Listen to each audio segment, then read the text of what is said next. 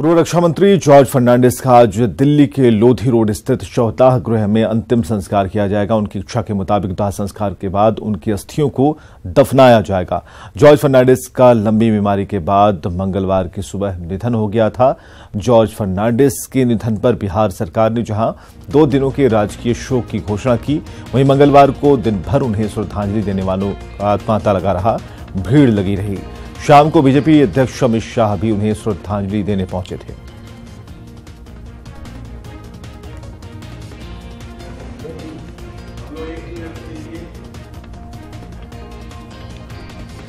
तो समाजवादी योद्धा जॉर्ज फर्नांडिस अब हमारे बीच नहीं हैं, लेकिन उनकी शख्सियत ऐसी थी कि भारतीय राजनीति में उनके योगदान को कभी भुलाया नहीं जा सकता।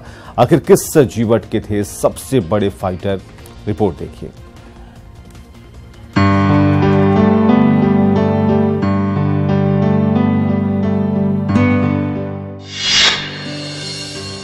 शेर की तरह दहाड़ते जॉर्ज।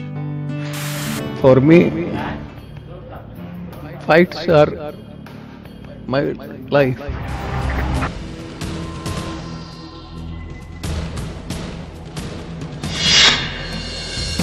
ऐलाने जंग करते जॉर्ज। संघर्ष होगा, संघर्ष चुनाव में होगा, चुनाव के बाद भी होगा। और यह संघर्ष केवल आरक्षण में जगह कितनी मिलेगी, कितनी भर्ती होगी, इस बात के लिए नहीं होगा। यह संघर्ष समाज ने हजारों सालों से दबा रखे हुए लोगों को उठाकर विशेष अवसर देकर आत्मसम्मान के साथ इस देश में जीने का सबका अधिकार है, यह बात को प्रस्थापित करने के वास्ते संघर्ष होगा।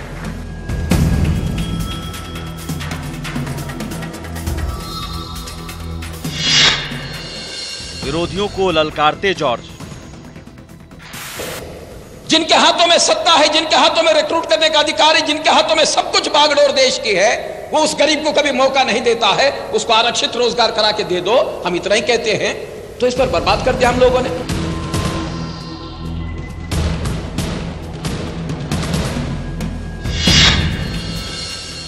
गरीबों के लिए गर्जना करते जॉर्ज। और हिंदुस्तान में 5 करोड़ लोग दिन में अपने ऊपर 50 पैसे का दिन गुजारा करने की क्षमता नहीं रखने वाले। चलो ना बिहार, चलो मेरा क्षेत्र मुजफ्फरपुर में जरा देखो गरीबी क्या है। चलो ना छत्तीसगढ़। और महुआ का फूल कब गिरता है, कब सुबह जाकर हमारे बच्चे उसको उठाकर लाएंगे, और अगले 3 महीने का कैसे हम उस फूल के ऊपर अपना दिन गुजारा करेंगे। मैं परिवार के परिवार हजारों और लाखों की संख्या में आपको दिखाऊंगा।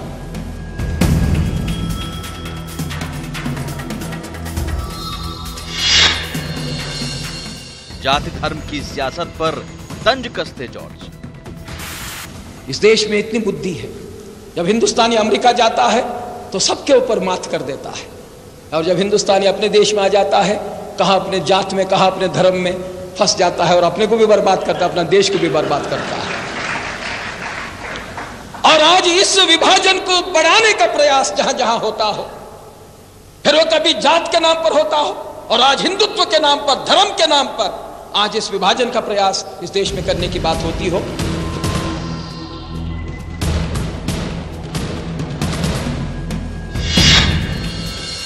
अपनों से मिले धोखे का दर्द बयां करते जॉर्ज। बहाना जरूर बना, लेकिन वो प्रश्न नहीं था जिस पर हमारी सरकार गई। हमारी सरकार गई सामाजिक न्याय के प्रश्न पर। 7 अगस्त को संसद में हम लोगों ने एक घोषणा की, प्रधानमंत्री ने घोषणा की कि मंडल आयोग की सिफारिशों को सीमित अंश में लागू किया जाएगा, संपूर्ण था नहीं। हम लोगों ने कहा कि यह सिफारिशों को लागू करने के लिए इसको आंशिक ढंग से 3-4 किस्तों में हम लोग लागू करने वाले हैं। यह बात को भी हम लोगों ने स्पष्ट किया था। लागू करने का जो सबसे पहला मुद्दा हम लोगों ने हाथों में लिया था, वो केंद्र सरकार के रोजगार में आरक्षण। केंद्र सरकार के रोजगार में आरक्षण।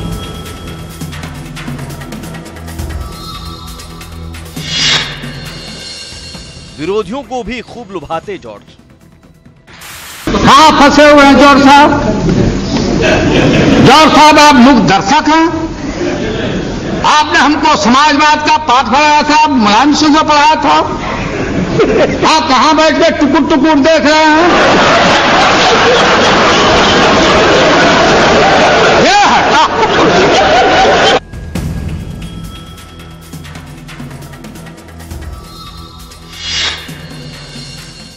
धीरे धीरे खुद में सिमटते जॉर्ज।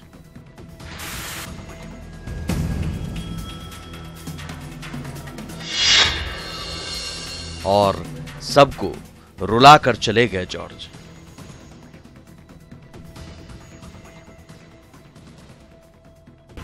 उन्नीस 1994 में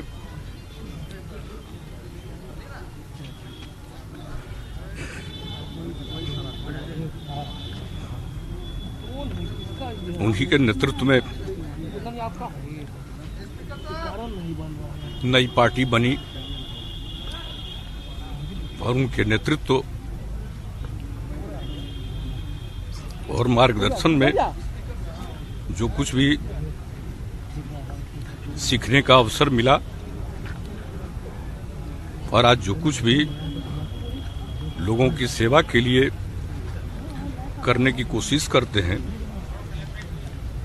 तो इसमें उनका मार्गदर्शन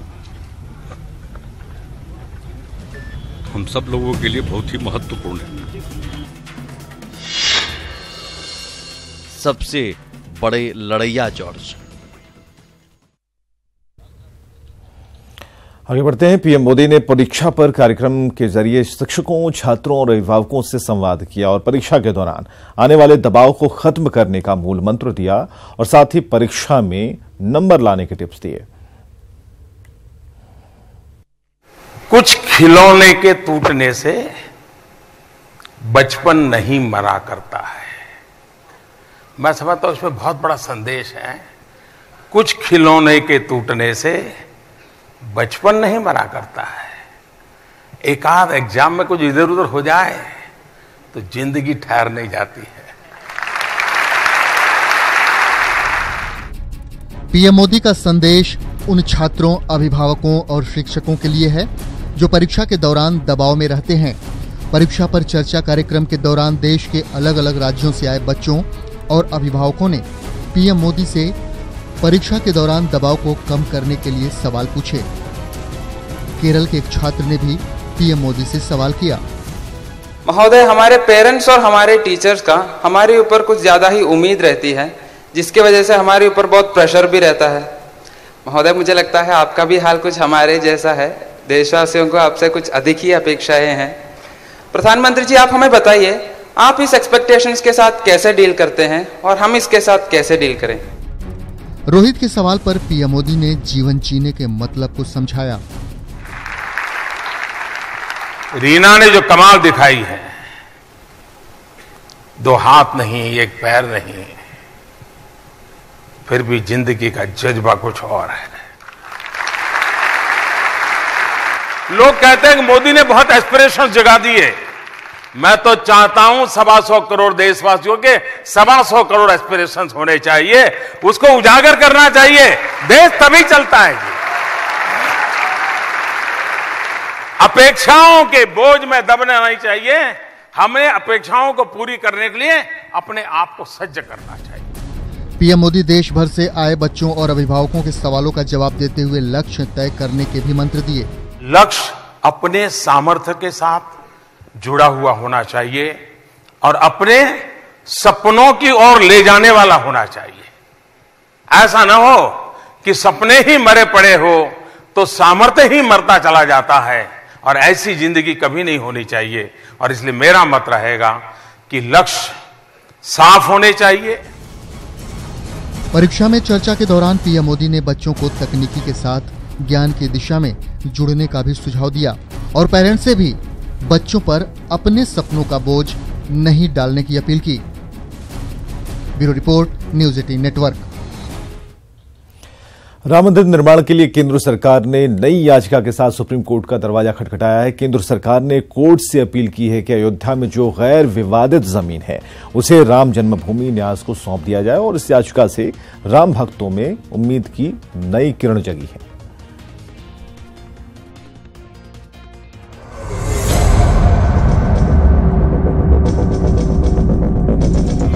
राम मंदिर निर्माण को लेकर केंद्र सरकार की ओर से सुप्रीम कोर्ट में नई याचिका से राम भक्तों के मन में उम्मीद की नई किरण जग गई है। केंद्र सरकार ने सुप्रीम कोर्ट में याचिका दायर कर विवादित जमीन के अलावा बाकी जमीन वापस लेने की मांग की है। केंद्र सरकार का ही अधिकार है कि बाकी बची जमीन जो है वो मालिकों को वापस करे। इसका निर्णय तो सरकार को करना है, उसके लिए परमिशन कोर्ट की मांगी है। मुझे पूरा विश्वास है कि यह परमिशन मिलेगी और ये जमीन मुक्त हो जाएगी। जमीन मुक्त होने से बहुत सारा मार्ग प्रशस्त हो जाएगा, लेकिन अभी जो अगर न्याय मिलता है तो न्यास अपने काम आगे बढ़ाने के लिए उनको परमिशन मिलेगी। केंद्र सरकार की ओर से दायर याचिका पर सुनवाई कब होगी, अभी इसकी तारीख मुकर्रर नहीं है। सरकार ने याचिका के जरिए मंशा जाहिर की है कि विवादित जमीन के अलावा बाकी गैर विवादित जमीन राम जन्मभूमि न्यास को सौंप दी जाए ताकि उस पर निर्माण कार्य शुरू हो सके। अगर आप इस एप्लीकेशन को उस आलोक में देखें कि सुप्रीम कोर्ट ने पहली बार इस मैटर में आ करके कहा कि हमें स्टेटस को हटाकर के इस जमीन पर आगे कार्रवाई करने की इजाजत दे, यह एक बहुत ही बड़ा मूव है और सारे राम भक्तों को, सारे राम में विश्वास करने वाले लोगों के लिए ये बड़ा ही हर्ष का दिन है आज। हालांकि बाबरी मस्जिद का केस लड़ने वाले वकील का कहना है कि केंद्र सरकार की याचिका गैर कानूनी है। सुप्रीम कोर्ट का 9 जजेस का जजमेंट ये तय कर चुका है कि सेकुलर एक्ट नहीं है राम जन्मभूमि का, लिहाजा सरकार इस पर ताउन नहीं कर सकती, इसमें कोऑपरेट नहीं कर सकती। हाँ, वो जमीन जो सरप्लस है उसको उसके ओनर को वापस करने की जो बात है वो अभी तय नहीं हो सकती है। उस पर पहले तय होगा कि कितनी जमीन रिक्वायर्ड है उस एक्ट के ऑब्जेक्ट को पूरा करने के लिए। दूसरी तरफ केंद्र सरकार पर दबाव बनाने वाली विश्व हिंदू परिषद मंदिर निर्माण को लेकर प्रयाग में चल रहे धर्म संसद के फैसले का इंतजार कर रही है। इतने वर्षों की प्रतीक्षा के बाद भी सुप्रीम कोर्ट इस मामले की सुनवाई शुरू नहीं कर पा रही है। कानून से भी हल निकलता दिख नहीं रहा है। इसलिए इस विकट परिस्थिति में संतों का मार्गदर्शन प्राप्त करने के लिए धर्म संसद हो रही है। अब ये भी जान लीजिए केंद्र सरकार ने अयोध्या में किस जमीन को पाने के लिए सुप्रीम कोर्ट में अर्जी दी है। 1993 में केंद्र सरकार ने राम जन्मभूमि के आसपास 67.703 एकड़ जमीन का अधिग्रहण कर लिया था। इसमें 2.77 एकड़ जमीन पर इलाहाबाद हाई कोर्ट ने 30 सितंबर 2010 को फैसला सुनाया था, जिसमें 2.77 एकड़ विवादित जमीन को हाई कोर्ट ने 3 हिस्सों में बांट दिया था।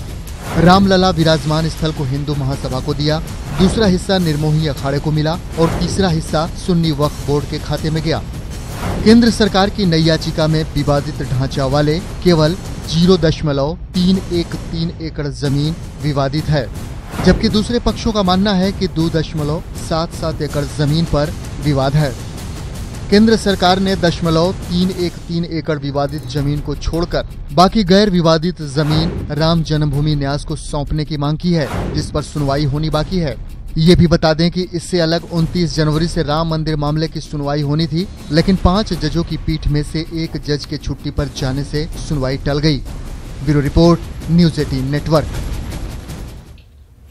लोकसभा अध्यक्ष सुमित्रा महाजन ने बजट सत्र से पहले सर्वदलीय बैठक बुलाई है और यह सर्वदलीय बैठक आज शाम 5 बजे होगी। वहीं राज्यसभा के सभापति एम वेंकैया नायडू ने भी 31 जनवरी को उच्च सदन के नेताओं की बैठक बुलाई है और यह बैठक दोनों सदन की कार्यवाही सुचारू रूप से चलाने में सभी राजनीतिक दलों के सहयोग के लिए बुलाई गई है। और यह बजट सत्र आगामी लोकसभा चुनाव 2019 से पहले केंद्र सरकार का अंतिम संसद सत्र होगा। अंतरिम बजट 1 फरवरी को पेश किया जाएगा, जबकि सत्र 13 फरवरी तक चलेगा और इस सत्र को काफी अहम माना जा रहा है। इसके अलावा मौजूदा सरकार इसमें अंतरिम बजट पारित करने के साथ कई अहम विधेयक पारित कराने की कोशिश भी करने वाली है। तो आम बजट 1 फरवरी को पेश होने वाला और इस आम बजट के साथ ही रेल बजट भी पेश होगा। 2018 से मोदी सरकार ने अंग्रेजों के जमाने से चली आ रही प्रथा को तोड़ते हुए रेल बजट को आम बजट के साथ ही पेश करने की परंपरा शुरू की है। बिहार की राजधानी पटना में रेलवे स्टेशन पर पहुंचे यात्रियों को इस बार के रेल बजट से उम्मीदें हैं। इस बार रेल बजट से यात्रियों को आस, किराए में कटौती और सुविधाओं की उम्मीद, नई ट्रेन की भी लोगों को आस, ट्रेन की लेट लतीफी पर भी बजट से उम्मीद, कुलियों को भी गैंगमैन में शामिल होने की आस।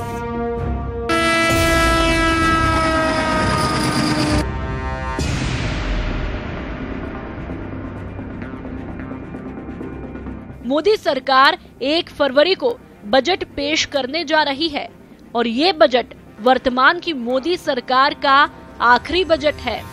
आखिरी बजट को लेकर लोगों ने इससे काफी उम्मीदें लगाई है। रेल बजट में यात्रियों को किराए के कम होने की उम्मीद के साथ नई ट्रेनों की घोषणा की भी उम्मीद है। बजट कम होना, रेल तो ठीक है, बजट कम होना चाहिए। क्या भाड़ा ज्यादा ना बॉस, ये सब कम होना चाहिए। ट्रेन टाइम पे चलती है? नहीं सर, 7 घंटा लेट है। ट्रेन फेयर स्टूडेंट लोग के लिए कम हो जाए और थोड़ा टाइम सही रहना चाहिए। अभी सुबह इसका 7:30 में टाइम था और अभी 6-7 घंटा। महिला यात्रियों को अब रेलवे में डर नहीं लगता। मोदी सरकार की नीतियों की महिला रेल यात्री सराहना कर रही है। प्रोटेक्शन के मामले में तो ये सुधार हुआ ही है। इंस्पेक्टर्स रहते हैं, पुलिस रहते हैं, तो अभी डरने का गर्ल्स के लिए या विमेन के लिए वैसे डरने के लिए तो कोई बात है नहीं। रेस्ट रूम भी है। नहीं, पहले लगता था, अब नहीं लगता है। नहीं। रेल यात्री खाने और साफ सफाई जैसी सुविधाओं में और बेहतरी की उम्मीद लगाए हैं। वहीं कई यात्री पैसे देकर भी रेल में उचित सुविधा नहीं मिलने की बात कह रहे हैं। एंट्री का खाना हम लोग खाना पसंद नहीं करते, वैसे घर से लेकर के चलते हैं हाइजीन की वजह से। ज़्यादा से ज़्यादा घर का खाना ही हम लोग खाना चाहते हैं। टेस्ट वाइज कस्टमर सेटिस्फाई नहीं होते हैं खाने से। अभी भी स्कोप है इम्प्रूवमेंट का, वो चाहे तो। और फिर हेल्दी फूड का, अब जैसे ऑयली फूड बहुत सारा रहता है तला हुआ, तो आजकल लोगों को ज़्यादा वो हेल्दी होने के लिए और अच्छा खाना खाना चाहते हैं, मतलब जो भी हेल्दी हो, ज़्यादा ऑयली नहीं हो। और बीमार लोग भी होते हैं तो उनके अकॉर्डिंग भी खाना नहीं अवेलेबल होता है। पटना जंक्शन के कुली या फिर कहें कि देश के हर कुली के यही मांग है कि उनको गैंगमैन में शामिल कर लिया जाए। पिछले कई सालों से कुलियों की यह डिमांड है। अब देखना है कि इस बार उनकी वो डिमांड पूरी होती है कि नहीं। रेल मंत्रालय या फिर रेल मंत्री उनकी मांगों को पूरा कर पाते हैं या नहीं। कैमरामैन कृष्णा के साथ नीलकमल, न्यूज़ 18 पटना। पृथ्वी ललित कला और सांस्कृतिक केंद्र की ओर से नई दिल्ली में अंतर्राष्ट्रीय प्रदर्शनी का आयोजन किया गया है। तमाम देशों के कलाकार इस कार्यक्रम में मौजूद रहे और इस कला कार्यक्रम का विषय जर्नी ऑफ लाइट रखा गया। भारत की कलाकार संगीता गुप्ता ने बताया कि एक छोटे प्रारूप के कार्यों की अंतर्राष्ट्रीय प्रदर्शनी है जिसमें फ्रांस, ब्रिटेन, नॉर्वे, इंडिया और इसके साथ अन्य देशों के कलाकारों की पेंटिंग शामिल है।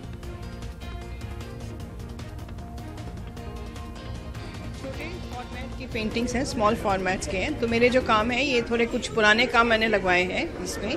ये एचिंग्स हैं और गैलरी के मुताबिक काम चुने थे। We are 6 artists from international country representing France, and I'm proud to be here, part of the show tonight with her.